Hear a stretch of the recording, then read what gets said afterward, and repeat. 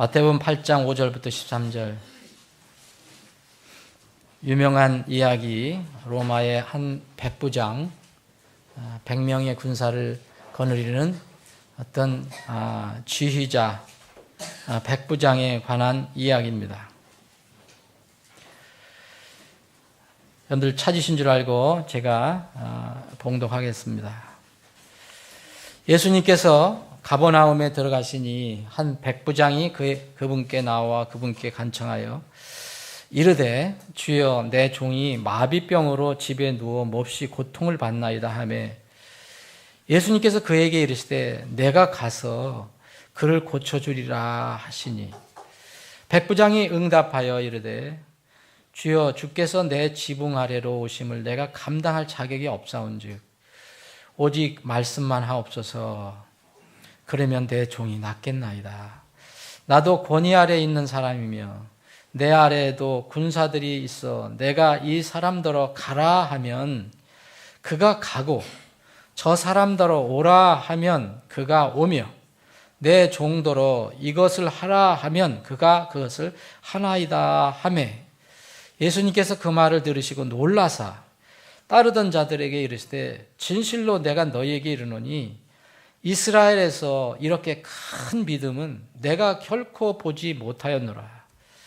또 내가 너희에게 이르노니 동서로부터 많은 사람들이 와서 아브람과 이삭과 야곱과 함께 하늘의 왕국에 앉으려니와 왕국의 자손들은 바깥 어둠 속으로 쫓겨나고 거기서 슬피 울며 이를 갈미 있으리라.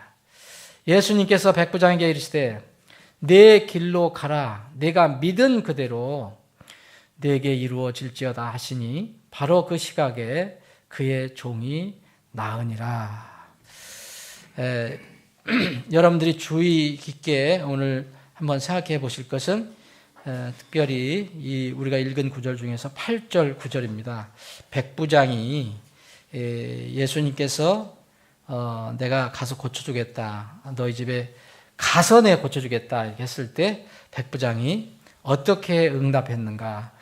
이 말에 예수님은 놀라셨다 그랬습니다. 오늘 이 말씀을 가지고 익숙한 말씀인데 저는 이런 제목을 달아봤습니다. 우리의 인생은 우리가 주인이 아닙니다. 우리의 인생의 주인은 우리가 아닙니다. 이런 제목으로 여러분들과 은혜를 나누기를 원합니다. 아버지 하나님, 오늘 복된 주일 아침 주님께서 우리를 위해서 피 흘려 죽으셨다가 묻히셨다가 3일 만에 부활하신 날을 그 날을 기념해서 모이는 이 날, 주의 첫날 저희들이 세상 것을 다 옆으로 두고 오직 주님 경배하기 위해서 이 자리에 모였습니다. 주님, 이런 믿음을 저희들에게 허락해 주심을 감사합니다. 이런 믿음이 주님 오실 때까지 계속 지속되기를 원합니다. 오늘 이 말씀을 주신 말씀을 깊이 묵상하며 서로 우리에게 주시는 그 은혜를 나누기를 원합니다. 어둔한 입술을 통해서 사람이 전하지만 이 말씀은 하나님 입에서 나오는 생명의 말씀입니다. 성령 하나님께서 친히 이 전하는 자나 듣는 모든 우리 지혜들의 가슴을 향해서 친히 선포해 주시옵소서. 거룩하신 예수님의 이름으로 기도합나이다. 아멘. 제가 설교를 말씀을 이렇게 준비할 때 특별한 날이 아니면은 이제 강사 목사님이 오시지 않으면 제가 이제 두 차례 설교를 준비합니다. 아침 오전 설교, 오후 설교. 그리고 이게 주일학교는 이제 우리가 성경을 공부하는 시간입니다. 설교를 두 차례 준비할 때 제가 이 갈등하고 고민하는 게 있어요. 두 가지 주제를 이제 똑같은 걸 얘기할 수 없잖아요. 두 가지 주제를 이제 주님께서 감동 주시는 대로 준비할 때 언제 이것을 할 것이냐. 저는 오전에 이렇게 하려고 했다가 또 이렇게 준비하다 보면 이건 오후에 하는 게 맞을 것 같다. 또 오후에 준비하는 걸 갖다가 오전에 하는 게 맞을 것 같다 생각하는데 왜 그렇게 생각이 되느냐.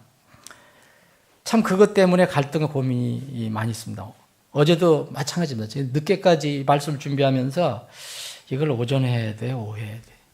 왜 그렇게 그런 생각을 갖게 되느냐면 우리 교회는 뭐 우리 교회뿐만 아니고 요새 마지막 때의 교회들이 다 그렇다고 합니다.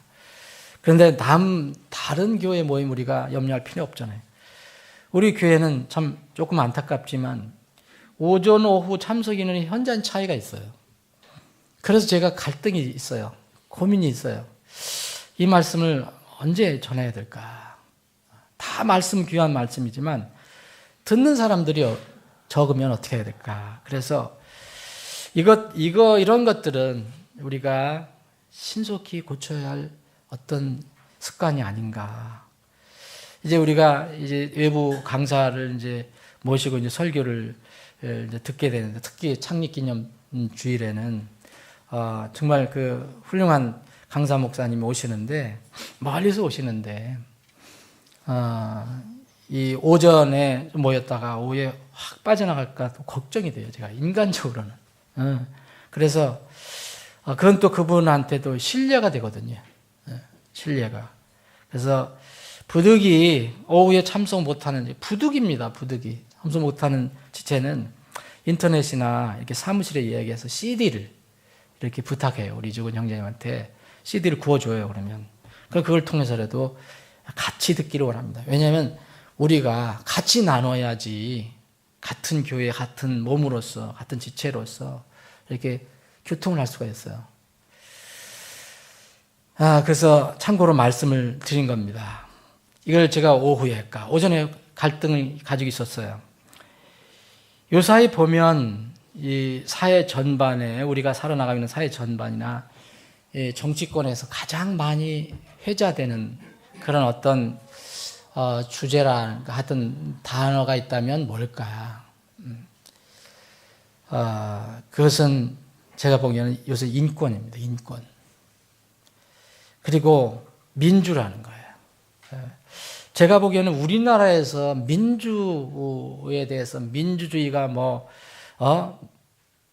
무슨 말살이 되느니 민주주의가 무슨 타락하는 이런 얘기가 과연 우리나라에서 맞는가? 인권이 우리나라는 없다 이런 말이 맞는가?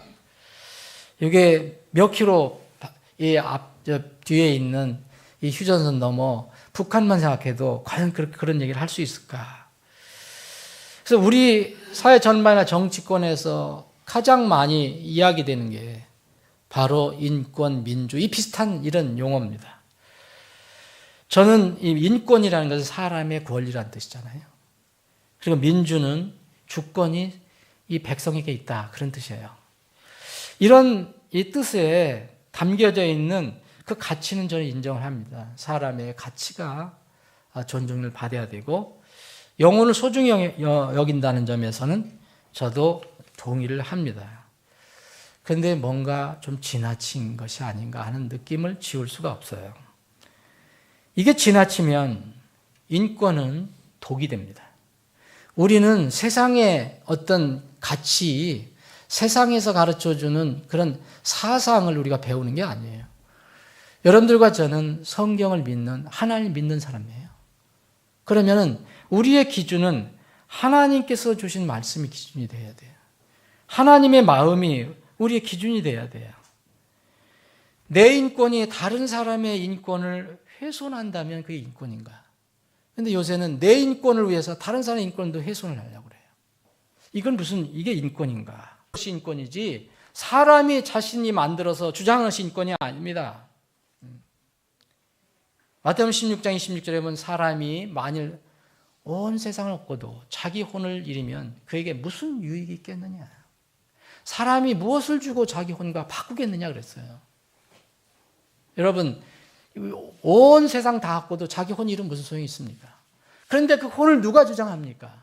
세상 정치권, 세상 무슨 제도권, 세상의 사상, 그런 제도가 우리를 이제 혼을 건져주는 게 아니에요.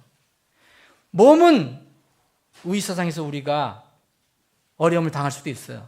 근데 혼은 세상이 어떻게 할 수가 없어요. 몸은 죽여도 혼은 능히 죽이지 못하는 자를 두려워하지 말라 그랬어요. 오직 혼과 몸을 지옥에 멸하는 그분을 두려워하라. 인권, 좋은 이야기지만 정말 다른 사람의 인권까지 침해하면서, 그리고 하나님의 정하신 법까지도 침해하면서 하는 인권은, 이거는 멸망의 지름길이다. 안타까운 생각이 너무 많습니다. 이게 바로 세상의 마지막 때의 사람들의 모습입니다. 어디든 인권, 민주, 어디든지. 마지막 날에는 바로 이런 소위 하면 인권, 민주가 라는 말이, 저도 민주라는 말 오해하지 마시기 바랍니다. 저도 그런 제도는 좋아해요. 근데 민주라는 것이 다수가 진리가 되는 건 아닙니다. 항상 하나님을 두려워하는 마음이 있어야 민주도 되는 거예요. 디모데후서 3장에 보면 이런 말씀이 있습니다. 또한 이것을 알지니 마지막 날들의 위험한 때가 이르리라. 사람들이 되는 건 아닙니다. 항상 하나님을 두려워하는 마음이 있어야 민주도 되는 거예요. 디모데후서 3장에 보면 이런 말씀이 있습니다. 또한 이것을 알지니 마지막 날들의 위험한 때가 이르리라. 사람들이 자기를 사랑하며, 요새는 인권이 바로 이런 겁니다. 민주라는 게 이거예요. 이건 잘못된 겁니다. 민주가 법을 무너뜨리고 폭력을 사용하고 이런 것들이 민주라면 성경에서 지지를 받을 수가 없어요. 사람들이 자기를 사랑하며 탐욕을 부리며 자랑하며 교만하며 신성모독하며 부모에게 불순종하며 감사하지 아니하며 거룩하지 아니하며 본성의 애정이 없으며 협정을 어기며 거짓 고소하며 절제하지 못하며 사나우며 선한 자들 멸. 요새 정말 이런 모습 아닙니까? 그것이 인권과 민주라는 이름으로 배신하며 고집이 세며 높은 마음을 품으며 하나님을 사랑하기보다는 쾌락들을 더 사랑하며. 요새는 정말 하나님을 무시해도 너무 무시한다. 세상 사람은 그런다 하더라도 왜 하나님 믿는다고 하는 기독교인들이 그러는지 참 이해하기가 어렵습니다. 진정한 인권은 무엇이냐? 여러분, 진정한 인권은 우리가 하나님을 경외하는 데서 찾을 수 있습니다. 세상 모든 사람에게 하나님이 이렇게 말씀하시는 것 같습니다. 너는 주인이 아니다. 당신은 주인이 아닙니다. 세상 모든 사람들에게. 진화론은 뭘 얘기합니까? 우연론이라는 거죠. 우연이 된 거다. 뭐 특별히 어떤 절대적인 어떤 신이 어떤 계획을 세워서 이렇게 하신 것이 아니다. 진화론이라는 것은 우연론인데, 이것은 뭐냐면 한마디로 하면 내가 주인이라는 거예요. 내가 스스로 이렇게 해서 다 이제까지 왔다 이거예요. 이렇게 진화해서. 그런데 성경은 창조론입니다. 창조론은 뭘 얘기합니까? 나는 주인이 아니라는 거예요. 주인이 따로 있다는 거예요. 창세기 1장 1절부터 한번 읽어보십시오. 누가 지으신 분이 있다는 거예요. 누굽니까 그분? 무엇을 지으신 분이 있어요? 우주 만물을 지으시고 사람을 지으신 분이 있어요. 그래서 주를 인정해야 되는 겁니다.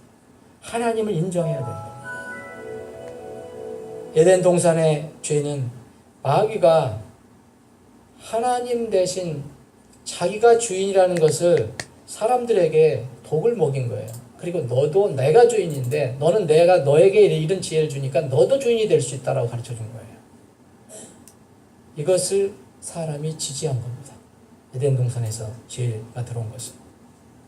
그 뒤에는 두 왕국이 성립됐어요. 하나님의 왕국, 주의 왕국, 그리고 이 세상의 왕국. 마귀가 다스리는 이 세상의 왕국. 그래서 요한복음에는 이 마귀를 이 세상의 통치자라고 얘기합니다. 하나님의 섭리 가운데 다 있지만, 하나님의 큰 통치 가운데 있지만, 하나님께서 허락하신 어느 기간까지는 이 세상의 통치자는 마귀입니다. 그러나 이 마귀가 마지막에 이 심판자가 되지 못해요.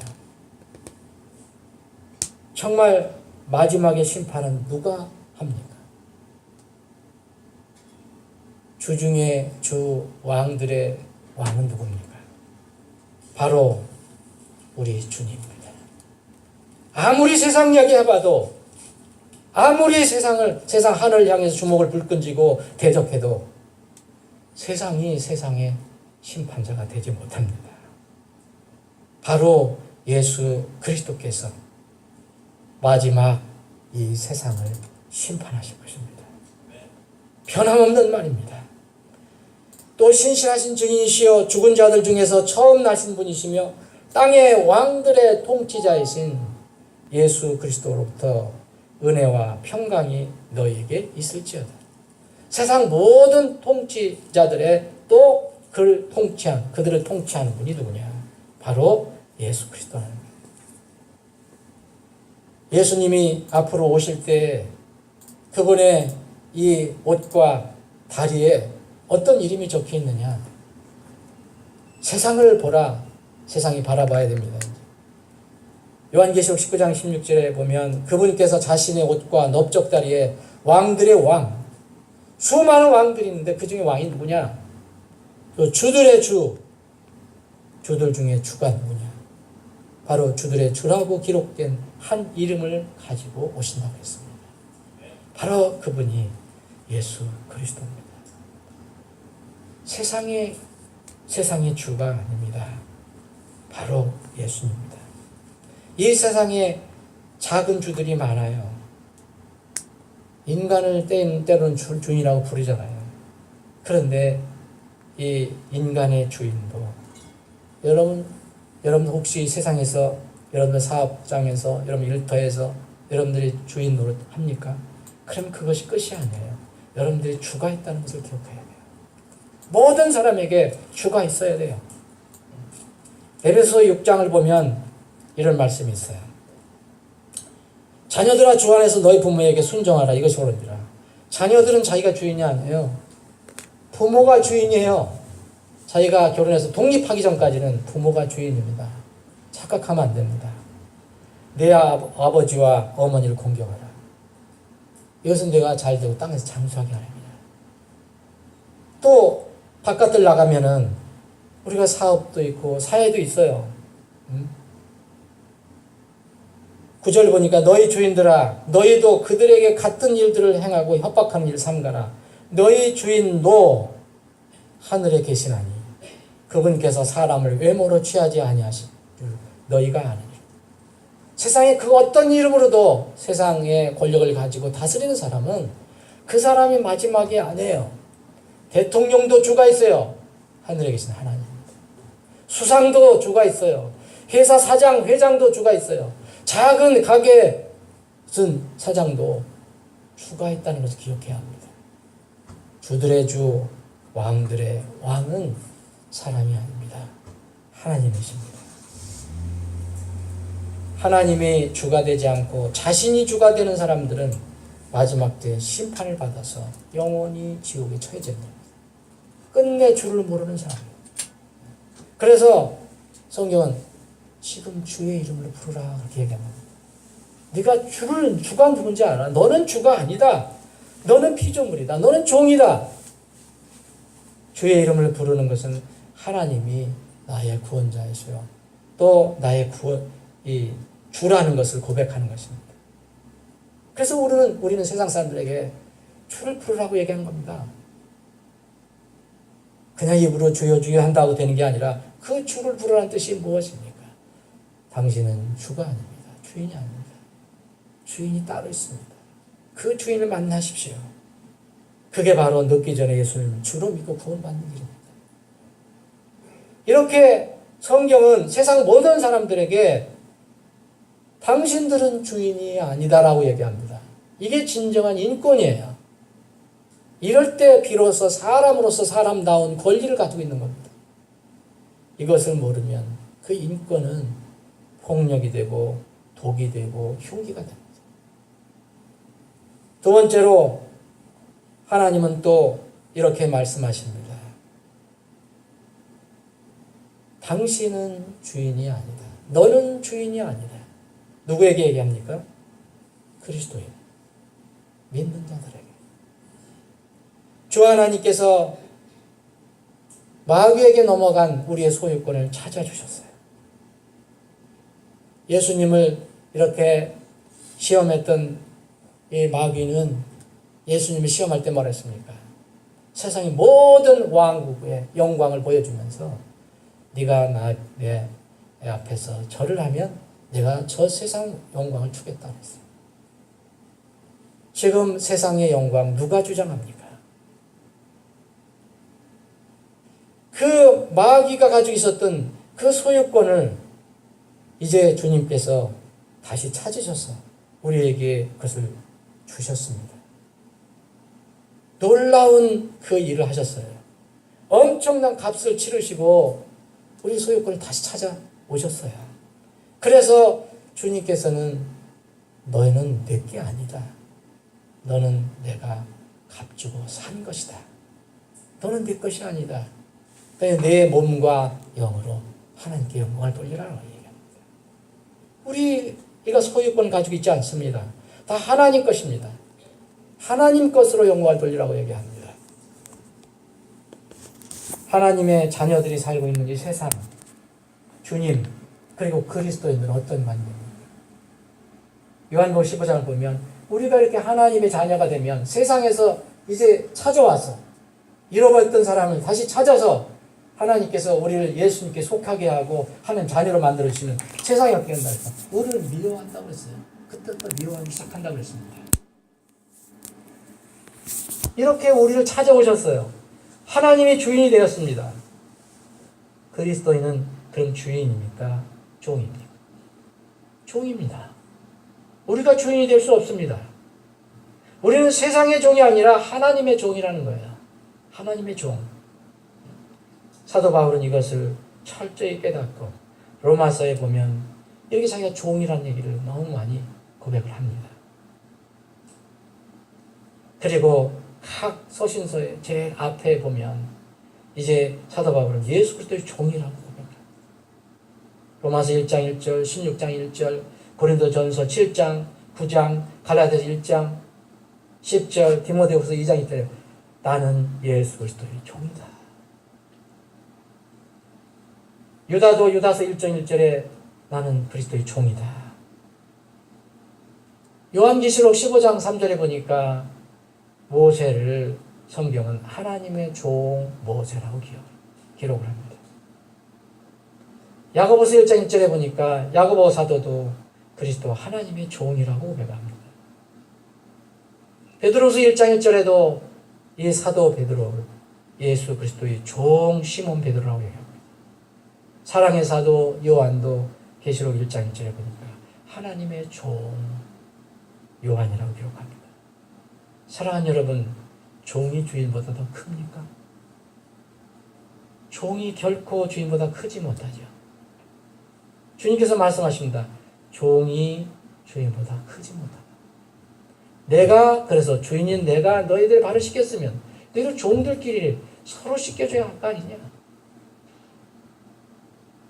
오늘 본문 말씀은 우리에게 이 세상에서 지금 잘못 이루어지고 있는 이런 소위 인권 민주에 대해서 다시 한번 생각해 보게 합니다. 누가 주인인가? 이 로마 군사 이 백부장 100명의 어떤 이 병사를 거느리고 있는 이 어떤 대대장 정도 되나요? 이제 꽤 높은 위치에 있는 이 군인이었는데 이 군인이 예수님을 이렇게 만나서 얘기하면서 놀라운 말을 합니다. 그것을 우리 주님께서 크게 칭찬하십니다. 정말 이스라엘에서 이렇게 큰 믿음 내가 결코 못 봤다. 도대체 무슨 믿음이 이렇게 큰가? 여러분 앞에 읽어보십시오. 이게 무슨 믿음이 이렇게 큰 건가? 로마 백부장이 그 종이 있었어요. 한 종이 있었는데 뭐가 요새 같으면 마비병이니까 뭐겠습니까? 뇌출혈이나 뇌일혈을 일으켜갖고 몸이 마비가 돼서 잘 못 움직이는 거죠. 그래서 마비병이라고 했어요. 마비병을 앓고 있어요. 그래서 집에 누워있어서 고통을 받고 있는 거예요. 움직여야 되는데 그래서 이 종을 늘 마음에 두고 있어요. 참 착하고 따뜻한 상관이죠. 그래서 예수님의 이야기를 들었습니다. 그래서 예수님께서 가버나움에 들어갔는데 그 백부장이 나온 거예요. 소문을 듣고 나와서 주여 내 종이 지금 이 중풍병, 마비병으로 집에 누워있는데 너무 고통을 받습니다. 그 말만 했어요. 그래서 예수님께서 제안을 하셨어요. 그래, 그럼 내가 가서 그를 고쳐주겠다. 그랬어요. 내가 그의 집으로 가겠다. 너의 집으로 가겠다. 종이니까 백부장 집에 있을 거 아닙니까?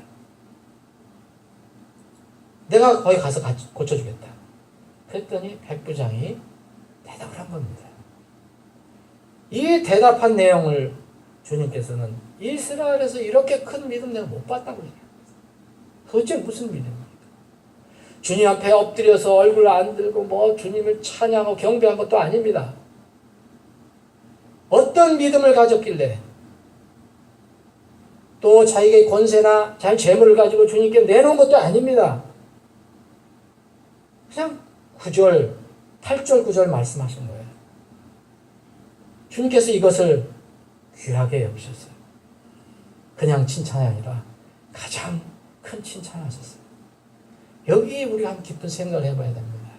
여기 백부장은 주가 누군지, 종이 누군지 이것을 철저하게 이해를 했었단 말이에요. 자기가 내 종에, 자기가 데리고 있는 종, 마비병 걸린 종에 그 위에 있는 상관이에요. 주죠. 그 사람에게 주인이에요. 그 종과 관련된 얘기를 합니다.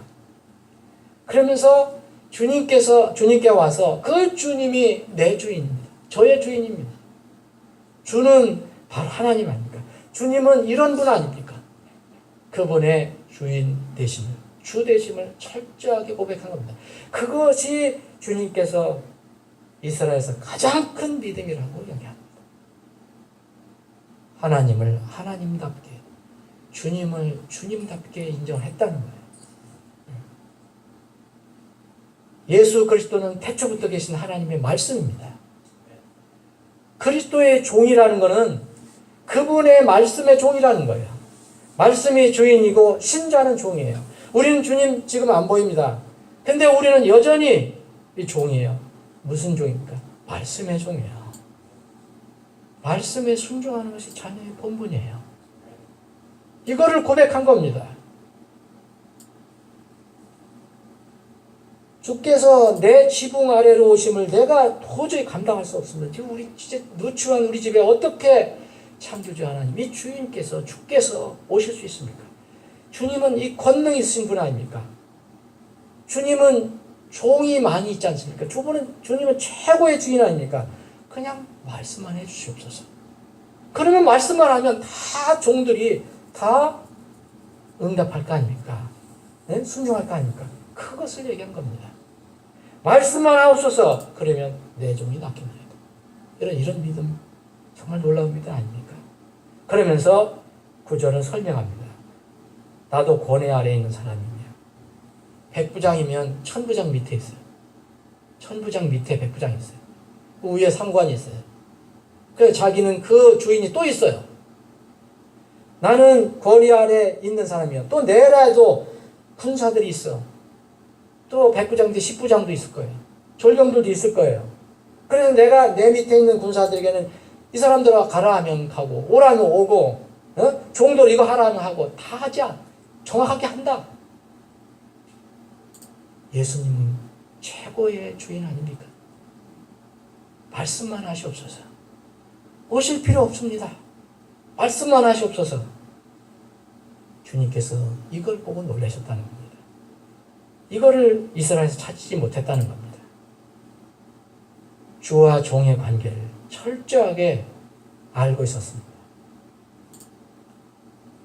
그리스도인들이 말씀이 없으면, 그 주인이 없으면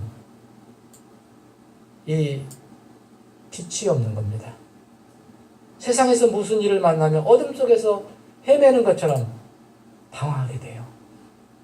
빛이 없으면, 주인이 없으면 내 마음대로 하려고 하고 결국은 실패하죠.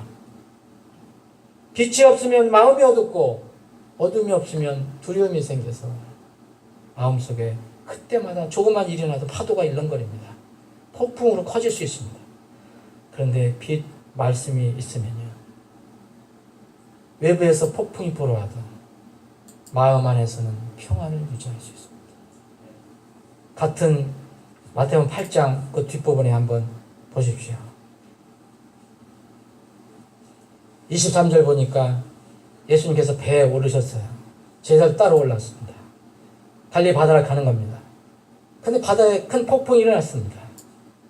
그런데 주님은 너무 피곤하셔서 그러신지 주무십니다. 폭풍이 일어나고 파도가 막 덮칩니다. 제자들이 막 그분을 깨웁니다. 우리를 구원해달라고. 우리가 죽는다고. 사실 죽는 게 아니죠. 예수님이 계신데, 예수님은 지금 잠자고 계시는데 만약 파도가 덮치면 누가 더 위험합니까? 예수님이 더 위험하죠. 그런데 예수님 위험합니다, 빨리 일어나세요가 아닙니다. 우리가 죽습니다. 이게 우리입니다. 우리가 세상 살아갈 때 이렇게 합니다. 옆에 주님이 계시는데, 옆에 말씀이 계시는데, 옆에 해결책이 있는데 우리는 우리만 바라보고 우리가 죽는다고 얘기합니다. 그분께서 그들에게 이르셔서 일어나셔서 말씀합니다. 오 믿음이 적은 자들아, 너희가 어찌하여 수고하느냐. 그래서 바람과 파도를 꾸짖어요. 고요하게 됐어요. 여기 옆에 예수님이 계세요. 빛이 있어요. 주인이 있어요. 그런데도 그분을 인정하지 못하니까, 그분을 정말 마음으로 모셔드리지 못하니까 폭풍만 바라보고 그 폭풍이 자기를 괴롭힌다고 생각한 겁니다. 주님이 있는 곳에는, 주님과 동행하는 데는 여러분 폭풍 아니라 폭풍이 와도 우리는 안전합니다. 주님이 멸망당하신 분은 아니잖아요. 왜 우리가 마음속에서 파도가 일렁거리고 폭풍이 일어나냐? 빛이 없어서 그래요. 빛을 모시지 못해서 그래요. 말씀을 모시지 못해서 그래요. 말씀을 생각하지 않고 다른 것을 먼저 생각하기 때문에 그렇습니다.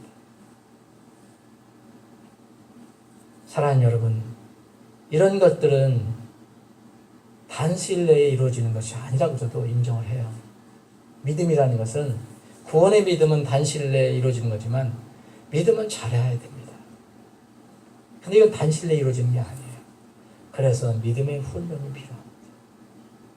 그래서 경건한 훈련은 정말 육체의 훈련보다 훨씬 낫다고 그랬어요. 경건의 훈련. 그래서 매일 날마다 우리는 주님과 동행하고 주님과 동행하는 연습을 하는 거예요.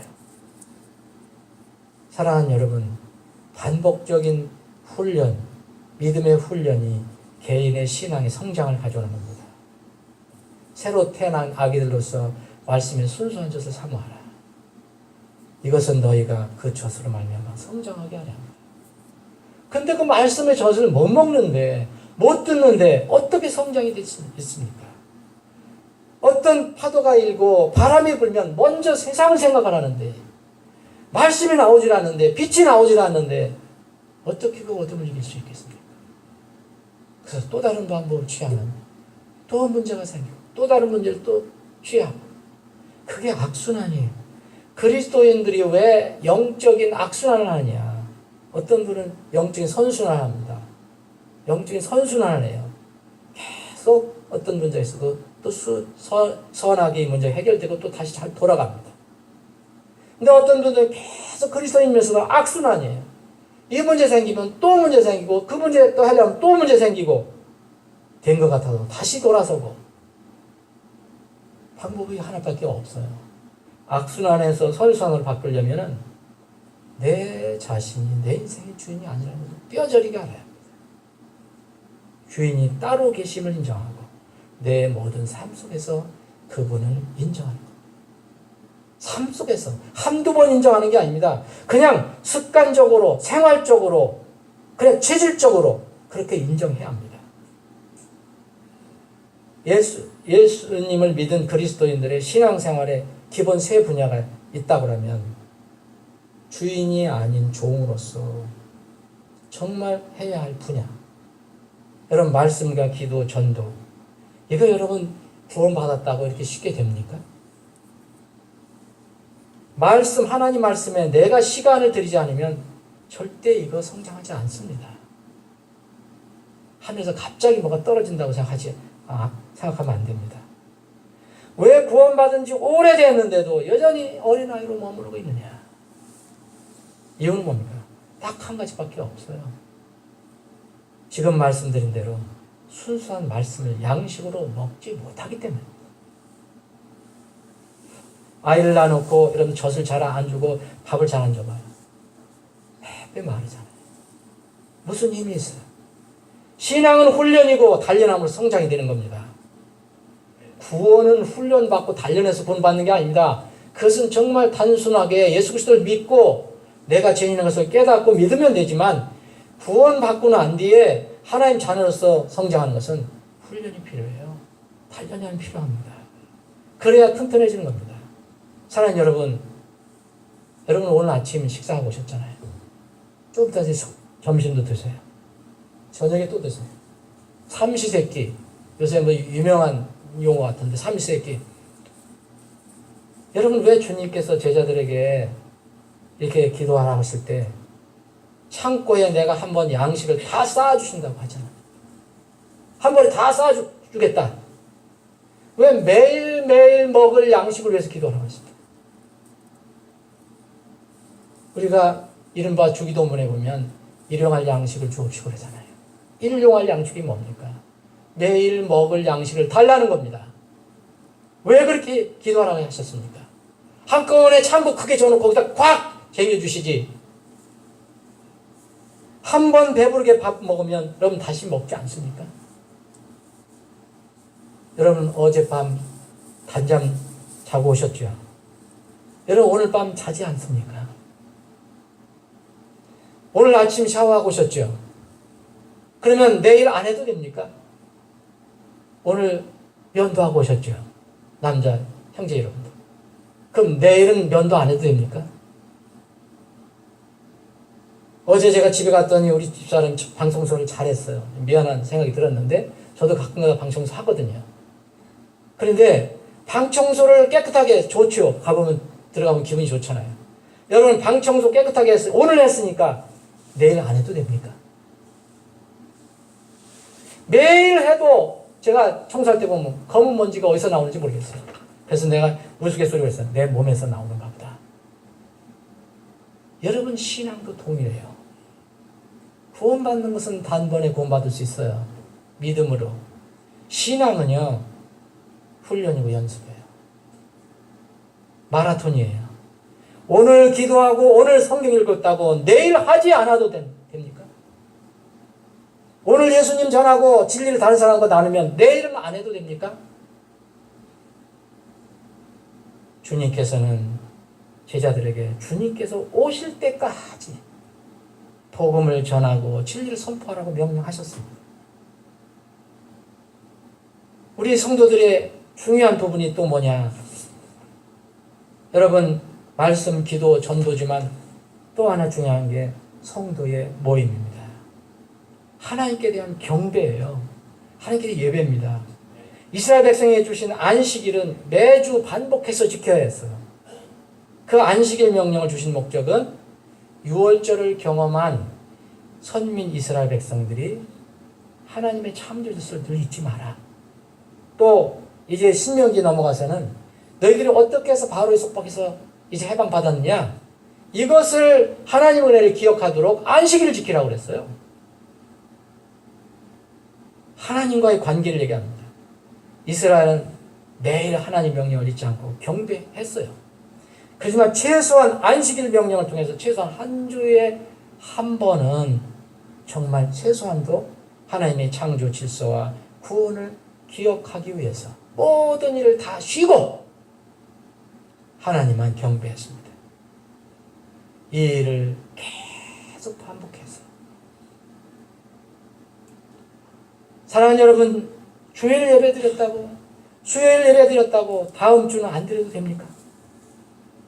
예루살렘 교회는 매일 모였습니다.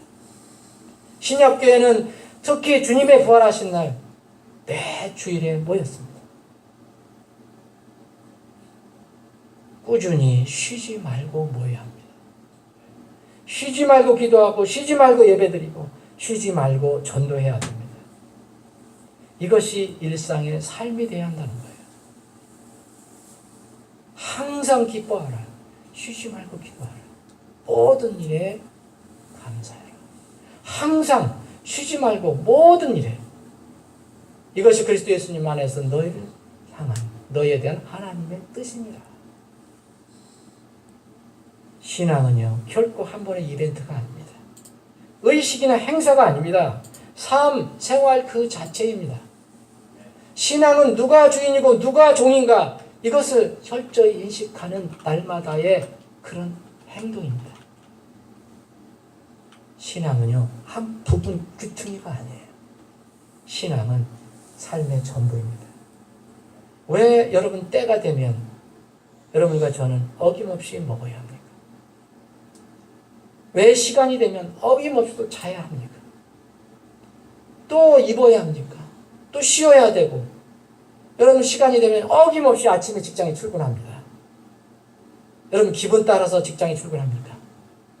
아 오늘 기분이 안 좋으니까 오늘 안 나가겠어. 오늘 기분이 안 좋으니까 오늘 안 먹겠어. 아 오늘 기분이 안 좋으니까 오늘 안 자겠어. 이런 사람 없습니다. 누구든지 사람은 정확하게 때가 되면 그렇게 하면서 우리의 구원자이시며 아버지시며 내 호흡을 주장하시는 하나님을 예배하고 섬기는 일 정말 인색합니다. 정말 불성실합니다. 이런 원리는 똑같습니다. 하나님께 드림도 마찬가지예요. 정말 하나님께 드리는 것은요 내가 쓰고 남은 푼돈 내가 쓰고 남은 찌끄레기를 드리는 것이 아닙니다. 성경은 이걸 굉장히 경고를 하고 있습니다. 헌금은 하나님과 구원받은 자녀와의 관계에서 이루어지는 겁니다. 누가 얘기할 것도 없고 발표할 일도 없습니다. 그러나 그 사람은 정말 하나님이 내 주인이고 내 주고 나는 그분의 자녀고 내가 그분의 종이다라는 것을 인정하는 그리고 그분을 존경하는 믿음의 행위일 뿐입니다. 이 세리처럼 거들먹거리면서 나는 이렇게 하고 이렇게 이게 아닙니다. 말씀을 정리를 해보겠습니다. 이스라엘 백성들이 이렇게 그 하나님의 그 말씀을 망각하고 육신대로 자기 마음대로 살다가 나중에 느헤미야라는 그런 사람을 하나님께서 보내주셔서 깨닫게 해줍니다. 느헤미야의 그 뒷부분에 나오는 건데 이 느헤미야가 무지막지하게 이스라엘 백성을 이렇게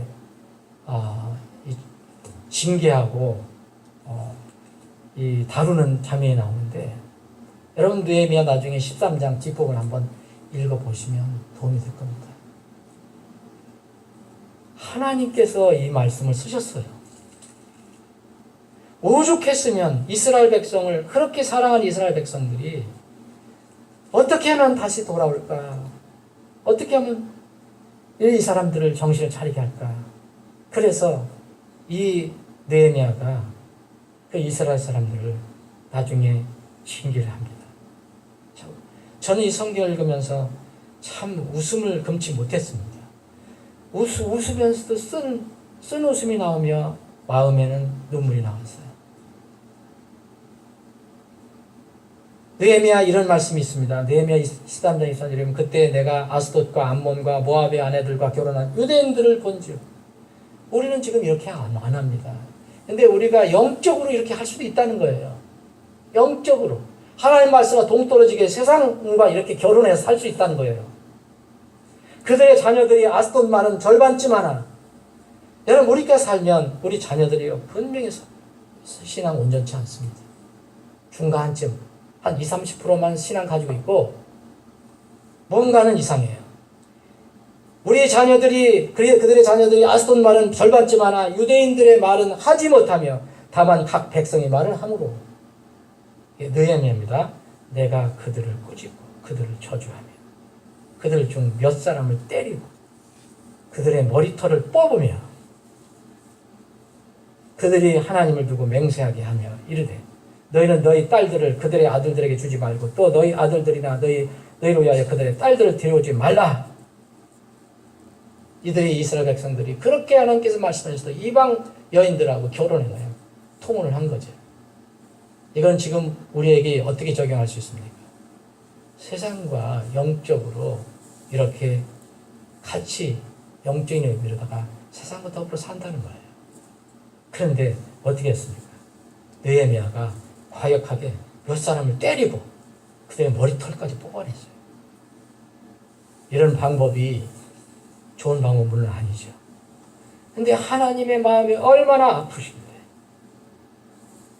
골로새 3장 5절에 보면 심한 말을 했어요. 너희 지체를 죽이라. 너희 지체를 죽이라. 이게 하나님의 말씀입니다. 사랑하는 여러분, 우리는 주인이 있습니다. 우리가 인생의 주인처럼 살면 마지막은 멸망밖에 없습니다. 우리는 다행히 구원을 받아서 멸망을 당하지 않지만 세상 사람들이 그렇게 살면 그 결론은 멸망입니다. 교만이 바로 내가 주인이다. 이런 것입니다. 성경은 반대로 얘기합니다. 사람은 주인이 아니다. 창조주 하나님이 주인이다. 부디 이 말씀이 여러분들 가슴속에 새겨지기를 원합니다. 기도하시겠습니다.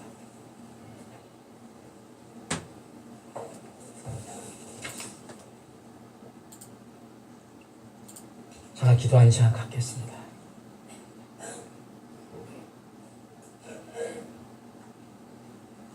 여러분들 호흡, 여러분들의 삶을 여러분들 마음대로 여러분들이 주인인 것처럼 말씀의 지혜를 얻지 않고 하나님께 기도해서 하나님의 뜻을 구하지 않고 성경의 가르침을 구하지 않고 전부 여러분들의 방법대로 이렇게 살아온 분이 있다면 오늘 이 말씀을 통해서 내가 주인인가 하나님이 주인인가를 한번 깊이 생각해 보시길 바랍니다. 하나님을 믿지 않는 세상 불신자들 향해서도 너희들은 너희 자신이 주인이 아니다라고 말씀하십니다. 그 사실을 알면 그들이 구원을 받을 수가 있습니다.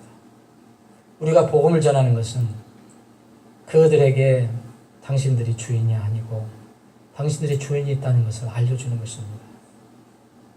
끝까지 자신이 주인처럼 살다가는 마지막에 어둡고 뜨거운 곳에 처하게 될 것입니다. 우리는 불신자들이 아닙니다. 여러분들은 분명히 신앙을 고백한 하나님의 자녀들입니다. 하나님의 자녀인 그리스도인은 더 말할 것도 없습니다. 왜냐하면 우리를 다 값주고 다시 사셨기 때문입니다. 하나님께서 값주고 사신 바 되었기 때문에 주님의 소유물이 되었습니다. 이제는 우리는 결코 주인이 될 수 없습니다. 우리는 종입니다. 우리는 자녀일 뿐입니다. 자녀는 자녀답게 살아야 되고 종은 종답게 살아야 합니다. 종이 주인인 것처럼 살다가 주인이 오면 낭패를 당합니다.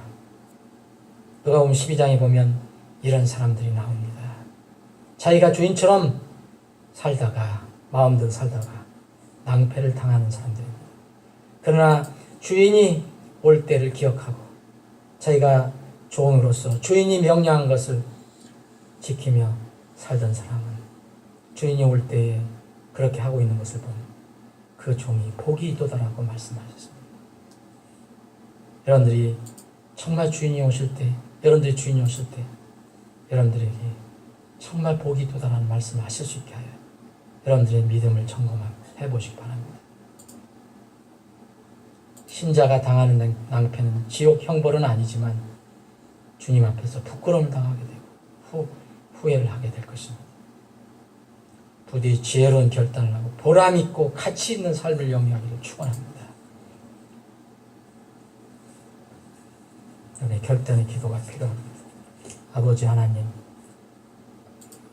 오늘도 말씀을 주시면 감사합니다. 세상은 매일 여러 가지를 동원해서 너희는 네가 주인이니까 네가 마음대로 살아라. 라고 가르쳐 주고 있습니다. 그러나 주님은 말씀을 통해서 너는 주인이 아니다. 내가 너의 주인이다. 너는 나의 종이다. 너는 나의 자녀다. 종처럼 자녀답게 살아라고 말씀하십니다. 주님, 저희들이 매사, 매 시간, 매 순간 우리의 모든 삶을 통틀어서 하나님을 우리 주인으로 인정하고 예수님을 우리의 구원자로 인정하고 주인으로 인정하고 살 수 있는 믿음을 주시옵소서. 그런 믿음을 강하게 하여 주시옵소서. 어떤 상황에서도 주인을 바라보고 주인으로부터 오는 지혜로 그 어려움을 이길 수 있게 하여 주옵소서. 우리가 주인 종의 의식이 약하면 내가 무엇이든지 하려고 합니다. 주님, 이런 어리석음에서 속히 벗어나게 해주시고 온전히 주님 오실 때까지 주님이 우리의 삶의 온전한 주인이 되어 주시옵소서. 그렇게 살 수 있도록 우리에게 믿음을 더하여 주시옵소서. 거룩하신 예수님의 이름으로 기도합니다.